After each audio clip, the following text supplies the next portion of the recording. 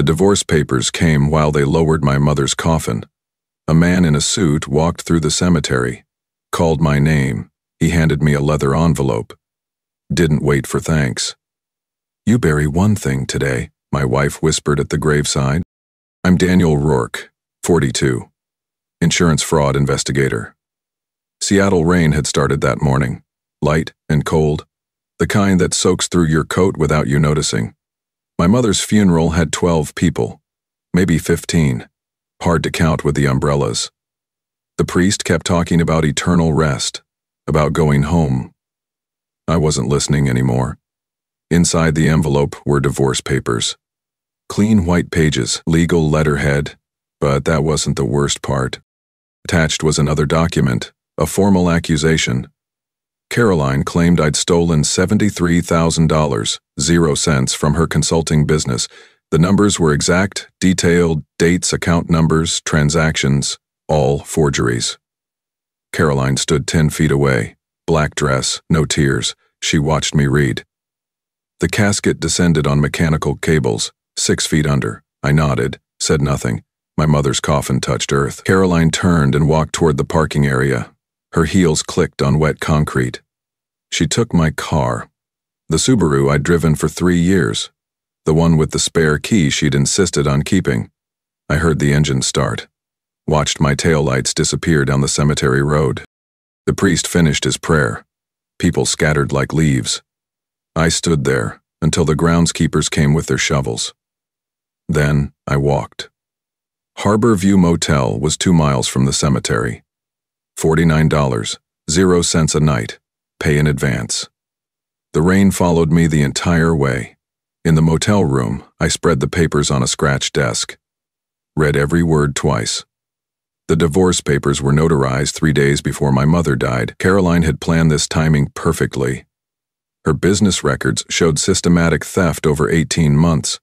My signature on approvals I'd never seen.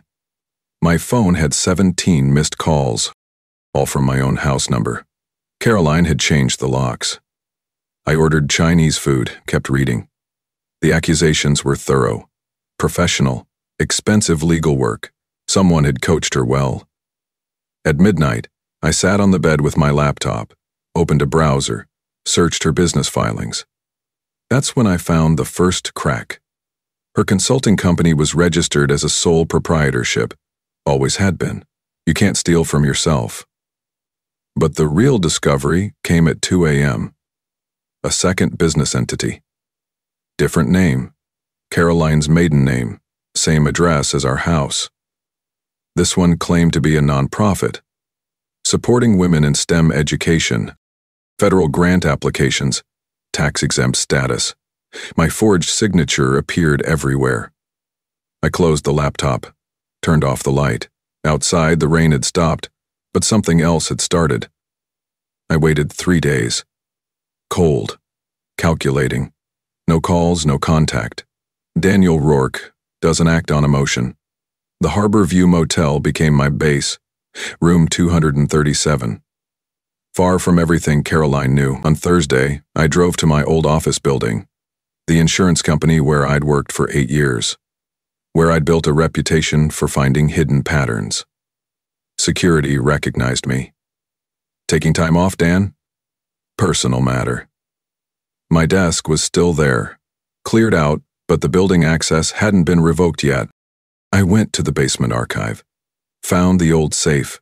Inside was a backup drive. Every financial record from our marriage, every bank statement, every transaction. I'd learned to keep copies of everything. That afternoon, I called Marla Beck. "Jesus, Dan, I heard about your mother." Marla had been my supervisor for 3 years. Now she ran her own compliance firm downtown. "I need legal help. Corporate fraud case." "Your case?" "Caroline's." Silence on the line. Then, "Come in tomorrow. Bring everything." Marla's office overlooked Elliott Bay. Glass walls, steel furniture. She poured coffee while I spread the documents. "How long has this been happening?" 18 months, maybe longer. She examined the transfer records. Her face stayed neutral, professional.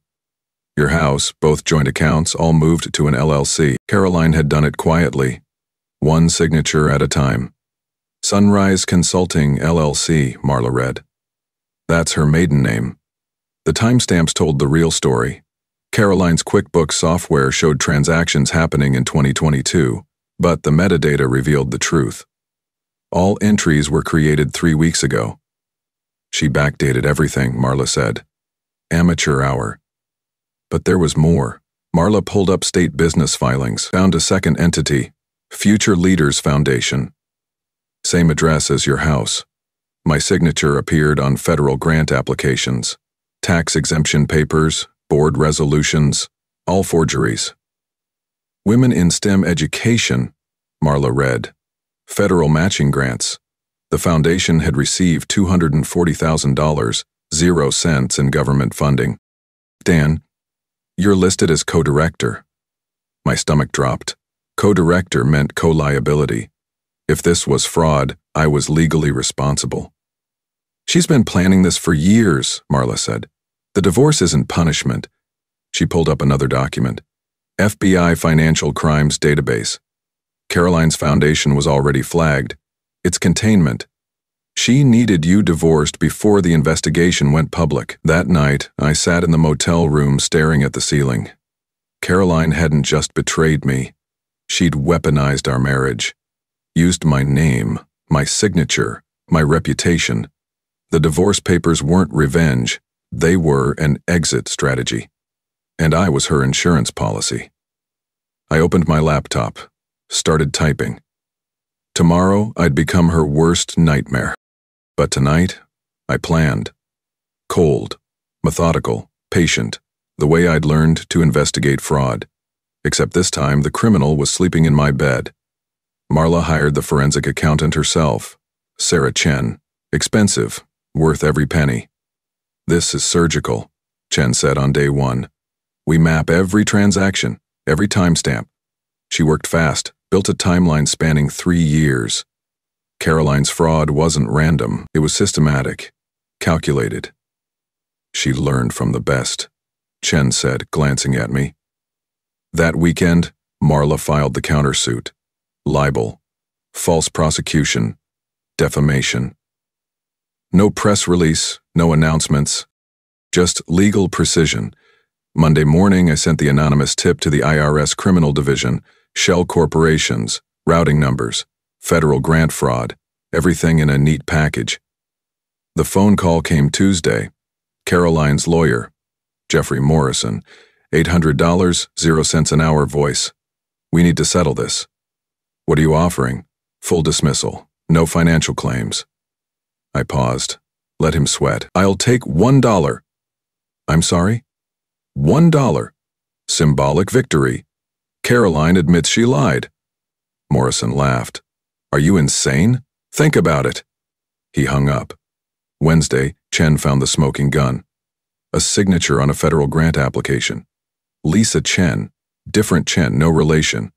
Lisa Chen had died 4 years ago, cancer. Someone had forged her signature last year, used her identity. The foundation received $75,000 0 cents in matching funds based on that document.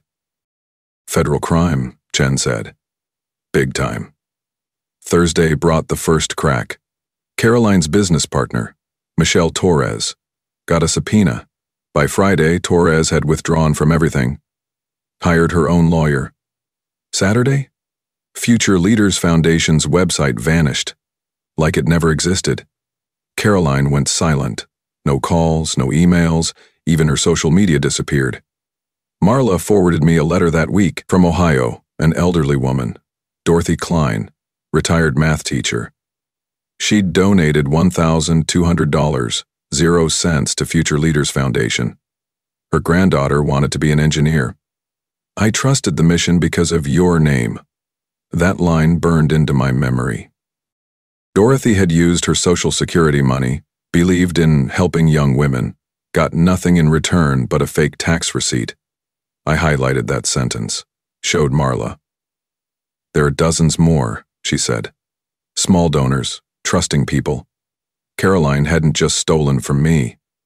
She'd stolen from retirees, teachers, People who believed. That was her mistake. I don't just investigate fraud. I take it personally. The panic came 2 weeks later. Jeffrey Morrison's email arrived at 11 p.m. Subject line, urgent.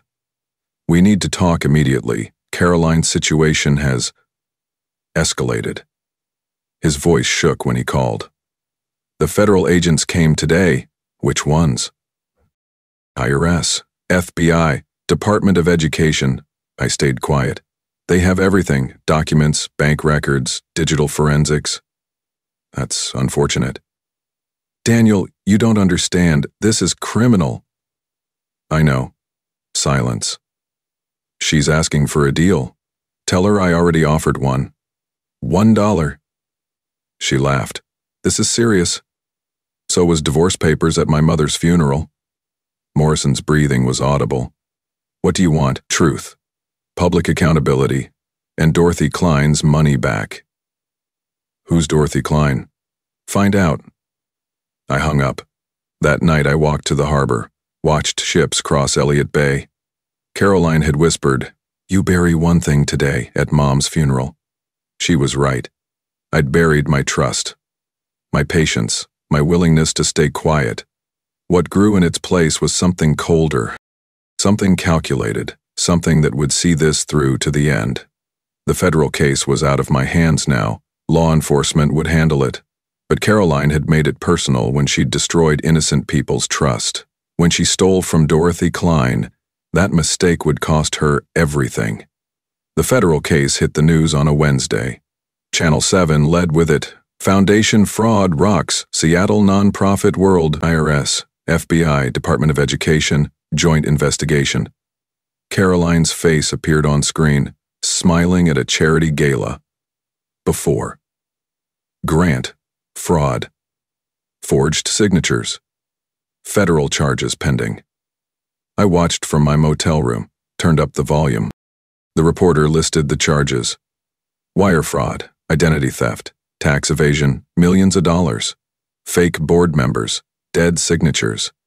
Know what the worst part was? They found dozens of small donors, retirees, teachers, regular people. 4 states. Same pattern. Trust, hope, exploitation. Dorothy Klein's story broke Friday. Local Ohio news picked it up. Then national. She used our daughter's dreams for her own greed. Dorothy's face on television. Soft voice. Broken trust. I believed in helping young women, in futures, in hope. The reporter asked about the $1,200, 0 cents. It was my Christmas fund, for my granddaughter's college savings. She'd been one of 37 similar victims, all women, all retired, all betrayed. Caroline's arrest happened at the Fairmont Olympic Hotel Foundation luncheon. Women building tomorrow theme, ironic. Federal agents waited until dessert. Perp walk past champagne glasses. The Seattle Times noted something interesting. Rourke, the ex-husband, declined all interview requests. No statements, no quotes, no vindication speeches, just silence. Marla handled the media differently. She appeared on the Legal Eagles podcast. Calm, professional. This case demonstrates financial predation targeting marginalized communities. The defendant exploited trust, weaponized hope. The interviewer asked about Daniel. My client maintains his privacy. His evidence spoke instead. That week, the libel suit settled. Caroline's insurance company paid. Full retraction, damages. $400,000, 0 cents. I donated every cent to Girls Who Code. Real organization, verified, no publicity, no press release, just a simple wire transfer. The final surprise came Tuesday. Marla called. Laughing, actual humor. You'll love this part. The car. My Subaru. The one Caroline took from the funeral. It was leased under Future Leaders Foundation, federal asset forfeiture, automatic repossession. But here's the kicker. They'd found a GPS tracker inside. FBI had been monitoring Caroline's movements for months. Every lunch, every meeting, every lie. She'd driven my car to her own surveillance. I hung up, almost smiled. Caroline had whispered, "You bury one thing today." She was right. I'd buried my old life, my trust, my quiet acceptance. What emerged was different, colder, more precise. She'd taught me something valuable. Revenge isn't hot. It's not dramatic. It's patient, methodical, legal. It's watching someone destroy themselves with their own arrogance. Caroline wanted control, manipulation, secret power. Instead, she got federal prison, while Dorothy Klein got her money back. That felt like justice. Not revenge, justice. The news cycle moved on. Caroline's story faded. But I remained. Quiet, observant, changed. No longer the man who'd nodded silently at his mother's grave. Someone new. Someone who remembers every whisper, every betrayal, and knows exactly what to do about them. I moved to Oregon 6 months later. Small cabin, dense forest, no neighbors for miles, remote consulting work, insurance fraud, steady pay. The silence felt right. Mornings I hike the old logging trails, listen to wind through Douglas firs. Evening reads by woodfire. Philosophy, history. Nothing about crime. Seattle feels like someone else's life now. The mail comes twice a week. Rural delivery. Never any surprises. Caroline's trial concluded in December. 18 years federal. I didn't attend. Didn't need to. The headlines said everything necessary. Marla sends updates occasionally. Brief texts. Foundation assets liquidated. Victims' fund distributed. Dorothy Klein bought her granddaughter a laptop. Al party satisfied. That's enough. Last week I found something while packing old files. A document I'd kept. Evidence from the investigation. The forged grant application. Lisa Chen's fake signature. Lisa Chen, dead, 4 years, cancer. Caroline had stolen her name, her identity, her memory. For money. I remember Caroline's whisper at Mom's funeral. "You bury one thing today." She was wrong about who was burying what. I hadn't buried anything. She had buried her own truth. Her real face. Publicly. Permanently. Completely. The world saw what she really was. I light the wood stove. Old ritual now. Hold the forged document above the flames. Lisa Chen's signature. Stolen dignity, federal fraud. I drop it in, don't watch it burn. Instead, I put the kettle on. Earl Grey, simple pleasure. Sit on the porch, listen to wind. Oregon wind sounds different than Seattle rain. Cleaner, honest. The ashes settle in the stove, mix with yesterday's fire. Caroline is somewhere else, locked away, living consequences. I'm here. Free, quietly satisfied. No one visits, no one calls. The solitude suits me. Sometimes hikers pass, nod politely, keep walking. That's enough human contact. I've learned something valuable. Revenge isn't about heat, about satisfaction. It's about truth. Patient truth. Letting people see what was always there. Caroline had worn a mask for years. I didn't tear it off. I just waited. She removed it herself. Publicly, spectacularly, irreversibly. The tea steams, point picks up. Somewhere, Dorothy Klein's granddaughter studies engineering. Somewhere else, Caroline stares at concrete walls. Both consequences of choices. Both forms of justice. I sip the tea. Watch stars appear. Tomorrow, I'll hike again. Read again. Live quietly. No Caroline, no Seattle, no past. Just forest. Peace. Truth. The kind of life you build after someone tries to bury you and discovers you're not that easy to dig. The fire crackles. Wind whispers through trees. I pour another cup. Listen to the silence. It sounds like freedom.